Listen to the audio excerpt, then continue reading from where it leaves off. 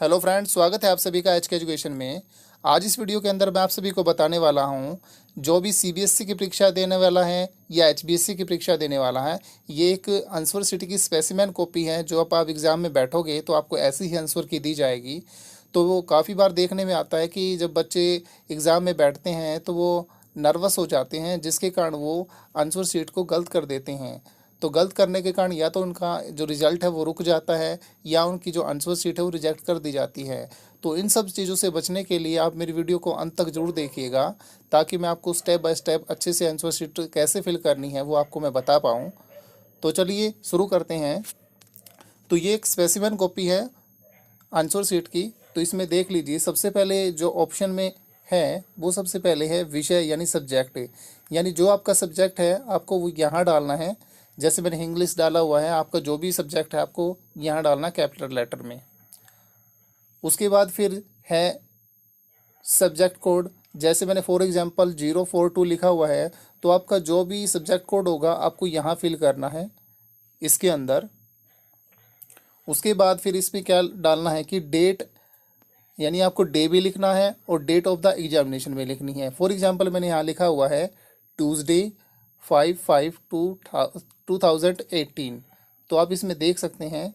तो आप एग्जांपल के तौर पे मैंने इसमें लिखा हुआ है, तो आप जो भी डे होगा और डेट होगी आपको यहाँ फिल करनी है।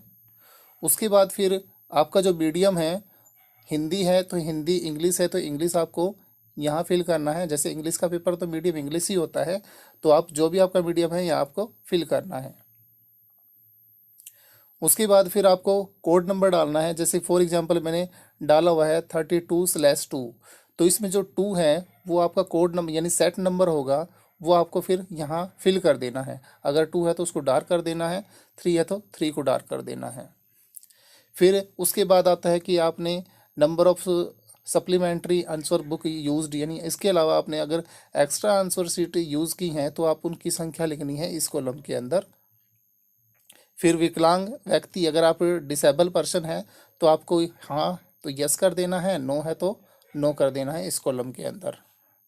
फिर उसके बाद आपको अगर हाँ है तो आपको डिसेबिलिटी बतानी है, यानी डिसेबिलिटी के पॉइंट दिए हुए हैं, बी पर कितने कितने आप डिसेबल हैं, डी पर कितनी है, तो आपको इस चार्ट के अकॉर्डिंग वो फिर फिल कर देना है।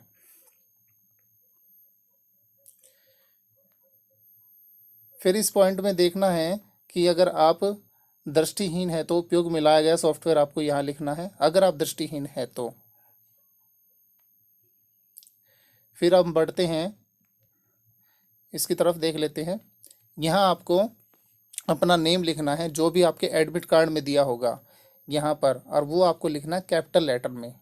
इसके अंदर जो भी आपका नेम होगा, मैंने एग्जाम्पल के तौर पर लिखा हुआ है, तो आपका जो भी नेम होगा आपको कैपिटल लेटर में लिखना है इन कॉलम्स के अंदर, और वो आपको फिर यहाँ डार्क कर देने हैं। जैसे ए अल्फ़ाबेट यहाँ आपने डाला, उसके बाद ए अल्फ़ाबेट को यहाँ डार्क कर देना है। फिर जैसे कि एन डाला हुआ मैंने यहाँ, फिर आपको एन सीरीज का ये डार्क कर देना, जैसे कि ये अल्फ़ाबेट। ऐसे ही आई सीरीज का इसमें देखिए, जैसे कि ये अल्फ़ाबेट आपको डार्क कर देना है। तो आपको ऐसे ये ओ मार्कशीट फिल करनी है। उसके बाद हम देख लेते हैं जो रोल नंबर है आपका। ये देखिए रोल नंबर यहाँ पर आपका 7 डिजिट का आपका एडमिट कार्ड के ऊपर रोल नंबर लिखा होगा, आपको रोल नंबर इसके अंदर डालना है। उसके बाद जैसे कि मैं डालता हूँ 0 1 2 3 4, यहाँ पर मैं 0 डालता हूँ, तो आपको यहाँ पर जो 0 है उसको डार्क कर देना है। फिर मैं डालता हूँ 1, फिर आपको 1 को डार्क कर देना है। फिर 2 को डार्क कर देना। जो भी आपका रोल नंबर है वो अंक आप लिख दीजिए यहाँ पर, और फिर उसको डार्क कर दीजिए। उसके बाद आपको डालना है यहाँ पर सब्जेक्ट कोड। जो आपका सब्जेक्ट कोड आपके एडमिट कार्ड पर डाला हुआ होगा, आपको 3 डिजिट का मिलेगा, वो इसके अंदर डाल देना है इसके अंदर। उसके बाद आपका जो सेंटर नंबर है वो आपको 4 डिजिट का मिलेगा, आप इसके अंदर डाल दीजिए 4 डिजिट का नंबर, और फिर उसको डार्क कर दीजिए उसी नंबर को।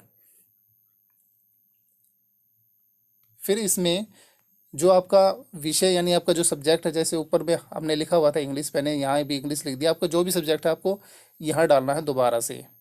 फिर आपका school number as per admit card, यानी आपका स्कूल नंबर क्या लिखा हुआ है एडमिट कार्ड के ऊपर, वो आपको यहाँ फिल करना है। फिर आपको यहाँ पर डालना है अपना रोल नंबर इन वर्ड्स, यानी शब्दों में आपका रोल नंबर लिखना है। जैसे कि अगर आपका 4,50,560 नंबर है, तो आपको यानी आपका रोल नंबर ऐसे है, तो आपको कैसे लिखना है? 4,50,560, आपको ऐसे लिखना है। उसके बाद फिर आपको फादर नेम आपका जो एडमिट कार्ड के अंदर है आपको वही डालना है इसके अंदर।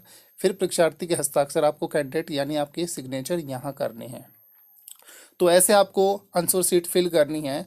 आप स्टेप बाय स्टेप आप सीख गए होंगे, आप बिल्कुल भी गलती नहीं करोगे, और ऐसे गलती नहीं करोगे तो आपकी जो सीट है वो अच्छे से फिल हो जाएगी, और आपका जो रिजल्ट है वो नहीं रुकेगा, और आपकी आंसर शीट भी रिजेक्ट नहीं होगी। अगर आपको मेरी वीडियो पसंद आई है तो वीडियो को लाइक ज़रूर कीजिएगा, और अगर आप हमारे चैनल पर नए विजिटर हैं तो हमारे चैनल को सब्सक्राइब करना ना भूलिएगा। Thank you so much for watching my video.